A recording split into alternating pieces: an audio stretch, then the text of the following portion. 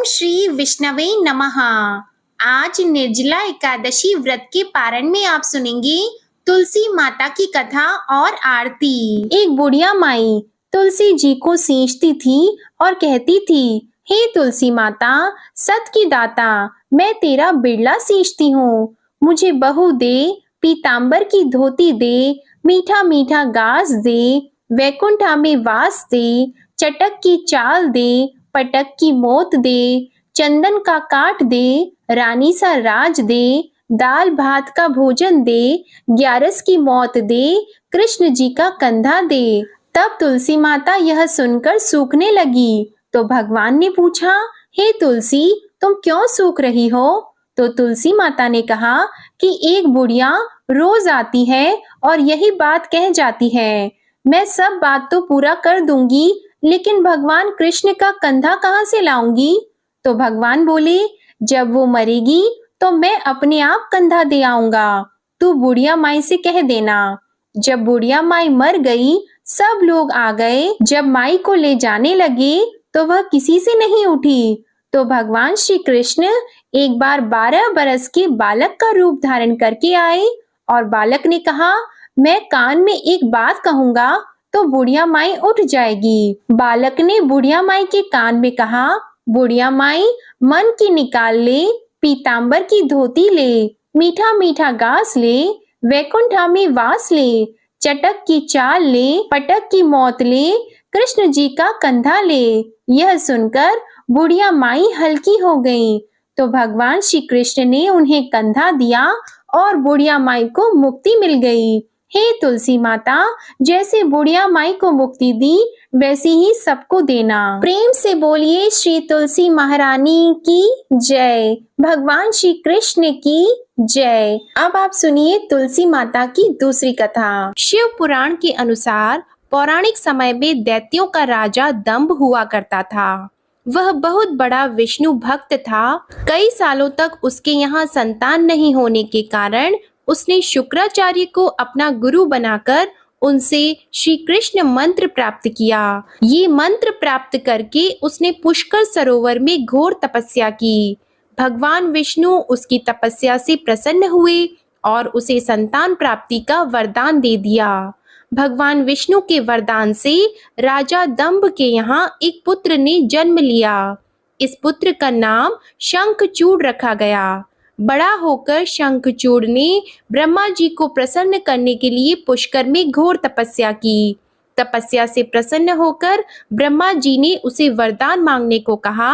तब शंखचूड़ ने वरदान मांगा कि वह हमेशा अजर अमर रहे, वह कोई भी देवता उसे नहीं मार पाए। ब्रह्मा जी ने उसे ये वरदान दे दिया और कहा कि वह बद्री वन जाकर धर्मध्वज की पुत्री तुलसी, जो तपस्या कर रही है, उससे विवाह कर ले। शंखचूड़ ने वैसा ही किया और तुलसी के साथ विवाह के बाद सुखपूर्वक रहने लगा।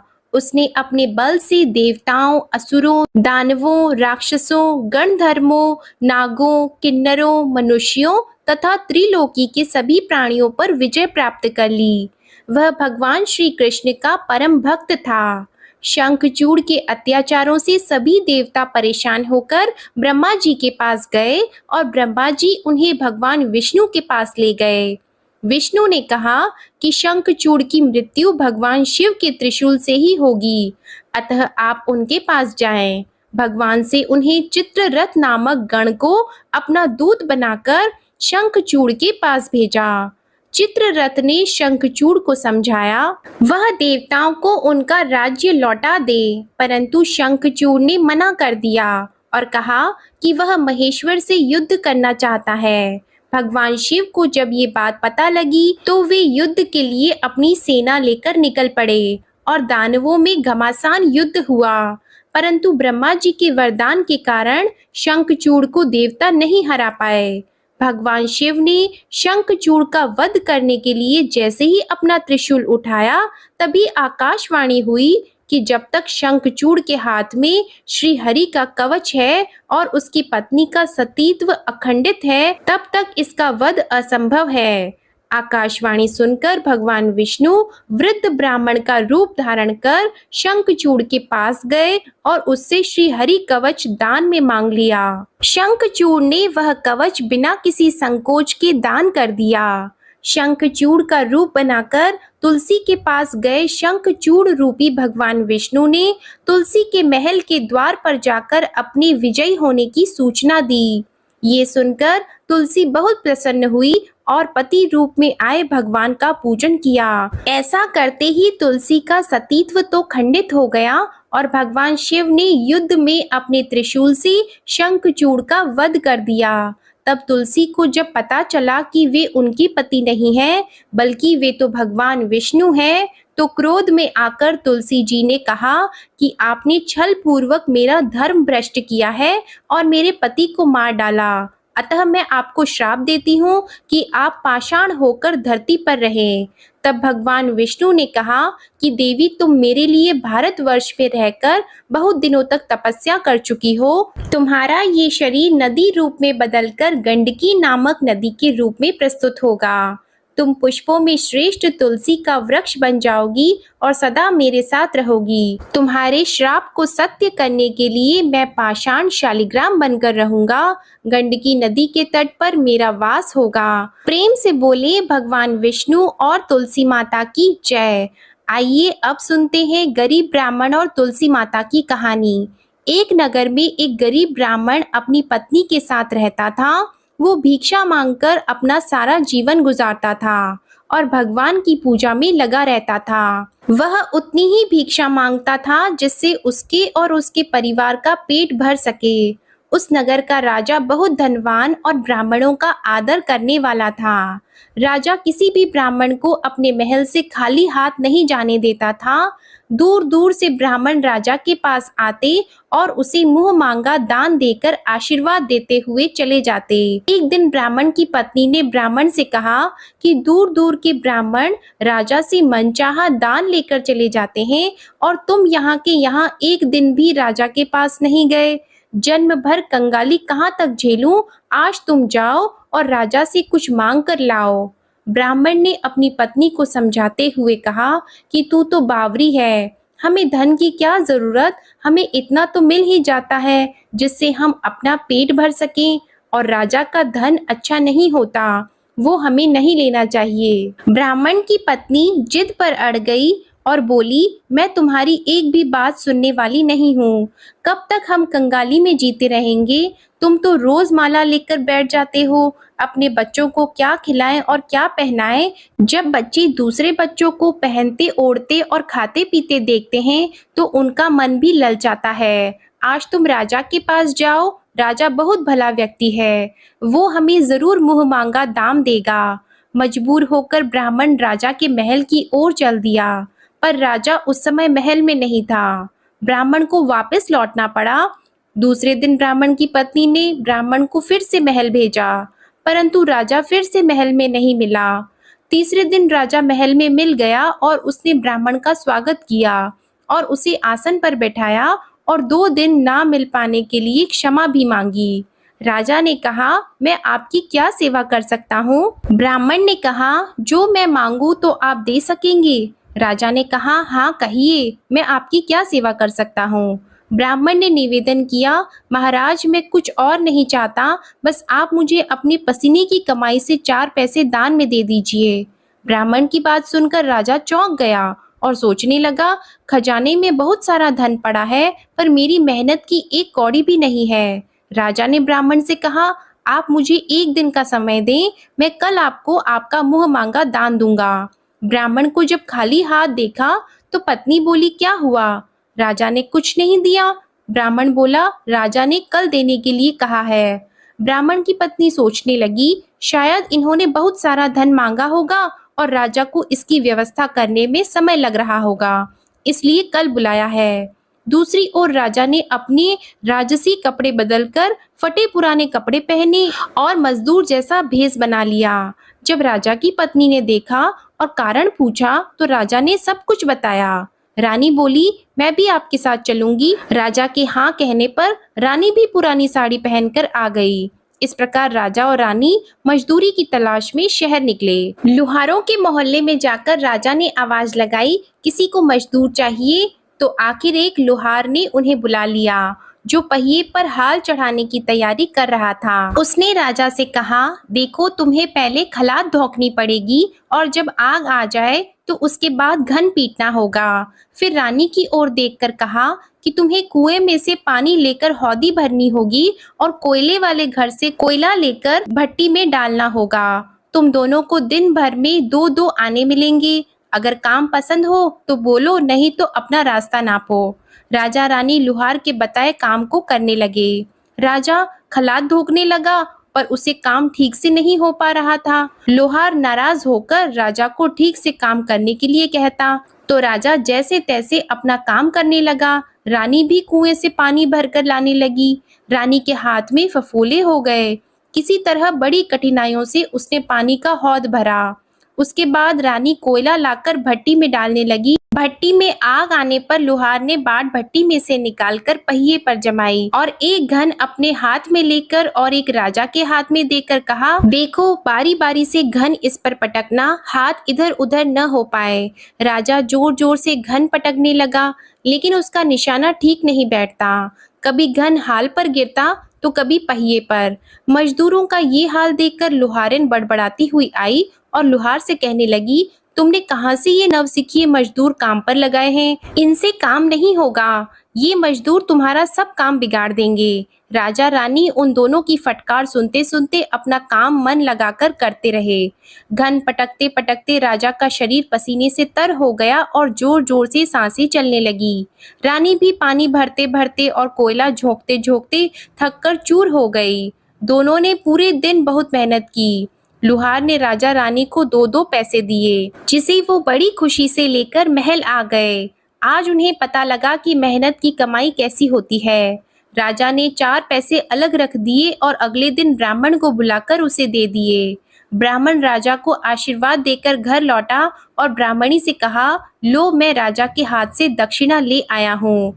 ब्राह्मणी खुश होकर दौड़ती हुई आई और जब उसने 4 पैसे देखे तो वह ठिठक कर रह गई और उन्हें दूर फेंक दिया। वो जल भुनकर ब्राह्मण से बोली, तुम जैसे दरिद्र से राजा के यहाँ जाकर भी कुछ न मांगा गया, शर्म भी नहीं आती। यह कहकर वह रूठ कर चली गई और बहुत देर तक बड़बड़ करती रही। ब्राह्मण ने उन 4 पैसों को उठाकर तुलसी घर के पास रख दिया और सोचा, जब ब्राह्मणी शांत हो जाएगी तो जरूरत पड़ने पर उठा लेगी। परंतु कई दिनों तक पैसे वहीं रखे रहे और फूल बेलपत्र ऊपर से गिरकर मिट्टी में दब गए। ब्राह्मण और ब्राह्मणी दोनों ही उन सिक्कों के बारे में भूल गए। कुछ दिनों बाद तुलसी घर में 4 पौधे उगे। चारों पौधे बहुत सुंदर थे।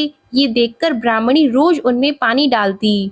4 महीने बाद वह पौधे बड़े हो गए और उनमें फूल लगने लगे। फूल सूखने पर इनसे मोती झड़ने लगे। ब्राह्मण और ब्राह्मणी ने कभी मोती नहीं देखे थे। वो समझे कि कोई बीज है।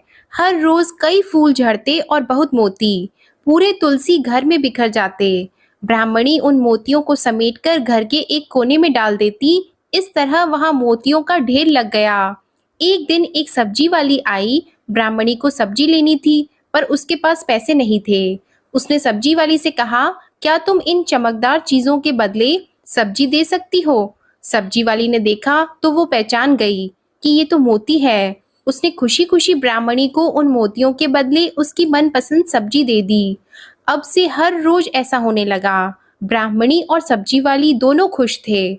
सब्जी वाली यह सोचकर खुश थी कि मुझे 1 पैसे की तरकारी के बदले हजारों का माल मिलता है, और ब्राह्मणी ये सोचकर खुश थी कि इन चीजों के बदले सब्जी मिल जाती है।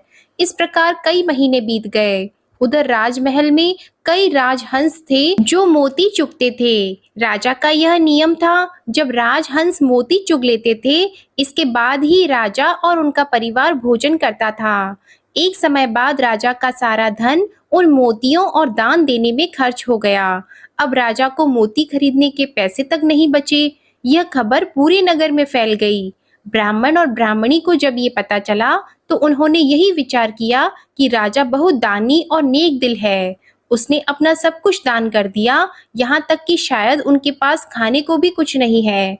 ऐसे हालात में हमें उन लोगों की सहायता करनी चाहिए। तो ब्राह्मण ने कहा, अगर तू कहे तो इसमें से कुछ बीज राजा को दे दूं। तो ब्राह्मणी कहती है, इससे सब्जी और खाने की चीजें मिल जाती है। ब्राह्मणी ने कहा, हाँ, मैं रोज इसके बदले सौदा लिया करती हूँ। ऐसा कहकर ब्राह्मणी एक टोकरी बीज भर लाई। ब्राह्मण राजा के पास पहुंचा और उसे वो मोती दिए और राजा को सारी बात बताई। राजा उन मोतियों को देखकर चौंक गया। उसने मोती राजहंस को दिए। राजहंस उन्हें चुगने लगा। ये देखकर राजा ने ब्राह्मण से कहा, एक एक मोती सैकड़ों रुपयों का है। सच बताएं, आपके पास इतने मोती आए कहाँ से? ब्राह्मण बोला, महाराज, ऐसे तो हमारे घर पर बहुत हैं। और राजा को पूरी बात बताई। राजा अपने मंत्रियों के साथ ब्राह्मण के घर पहुंचे और उन चारों पेड़ों को देखा। पूछताछ में उन सिक्कों वाली बात सामने आ गई। जब पेड़ों को देखा तो उनकी जड़ के पास वही सिक्के चिपके हुए थे। आज ब्राह्मण और ब्राह्मणी को मालूम हुआ कि उनके पास लाखों करोड़ों की दौलत है, जिसे वो साधारण बीज समझते थे। ब्राह्मण ने सोचा कि मेरे लिए यह धन किस काम का। ऐसा सोचकर ब्राह्मण ने सारे मोती राजा को दान में दे दिए। राजा की आंखें खुल गई। मेहनत के धन की कीमत उन्हें मालूम पड़ गई। उस दिन राजा ने प्रण कर लिया कि मैं खजाने के पैसों से एक भी पैसा अपने खर्च में नहीं लगाऊंगा। अपना खर्च मेहनत करके चलाऊंगा। खजाने और ब्राह्मण के दान से राजा ने जनता के हित में कई धर्म कार्य शुरू किए। तुलसी माता की कथा समाप्त होती है। प्रेम से बोलिए माँ तुलसी जी की जय। अब आप सुनिए तुलसी माता की आरती। तुलसी महारानी नमो नमो, हरि की पटरानी नमो नमो। तुलसी महारानी नमो नमो, धन तुलसी पूरण तप कीनो, शालिग्राम बनी पटरानी नमो नमो। तुलसी महारानी नमो नमो, हरि की पटरानी नमो नमो। जाके पत्र मंजरी कोमल, श्रीपति कमल चरण लपटानी नमो नमो। तुलसी महारानी नमो नमो, हरि की पटरानी नमो नमो। कौन से महीने बोई रानी तुलसा, कौन से महीने हुई हरियाली नमो नमो। कौन से महीने हुई तेरी पूजा, कौन से महीने हुई पटरानी नमो नमो। तुलसी महारानी नमो नमो, हरि की पटरानी नमो नमो। आषाढ़ मास में बोई रानी तुलसा, सावन मास में हुई हरियाली नमो नमो। तुलसी महारानी नमो नमो। कार्तिक मास में हुई तेरी पूजा, मंगसिर मास में हुई पटरानी नमो नमो। तुलसी महारानी नमो नमो। धूप दीप नैवेद्य आरती, पुष्पन की वर्षा बरसानी नमो नमो। तुलसी महारानी नमो नमो। 56 भोग 3600 व्यंजन, बिन तुलसा हरि एक न मानी नमो नमो। तुलसी महारानी नमो नमो। जो तुलसी को सवेरे गाए, श्री कृष्ण के दर्शन पाए नमो नमो। तुलसी महारानी नमो नमो। जो तुलसी को दोपहर में गाए, खीर खांड का भोग लगाए नमो नमो। तुलसी महारानी नमो नमो। जो तुलसी को सांझ को गाए, श्री कृष्ण की आरती उतारे नमो नमो। तुलसी महारानी नमो नमो। जो तुलसी को रात को गाए, श्री कृष्ण के चरण दबाए नमो नमो। तुलसी महारानी नमो नमो। सभी सखी मैया तेरो यश गावे, भक्ति दान दीजिए महारानी, नमो नमो। तुलसी महारानी नमो नमो, तुलसी महारानी नमो नमो, हरि की पटरानी नमो नमो। प्रेम से बोलिए तुलसी माता की जय, लक्ष्मी माता की जय, भगवान विष्णु जी की जय। आशा करती हूँ आप सभी का निर्जला एकादशी का व्रत का पारण सफल हो और भगवान श्री लक्ष्मी नारायण जी की कृपा आप पर सदा बनी रहे। आज की ये वीडियो पसंद आई हो तो वीडियो को लाइक करिएगा, शेयर करिएगा, कमेंट में भगवान विष्णु जी, माता लक्ष्मी जी और तुलसी जी की जय जरूर लिखिएगा और हमारे चैनल आध्यात्मिक सागर को सब्सक्राइब करना मत भूलिएगा। जय श्री हरि विष्णु जी।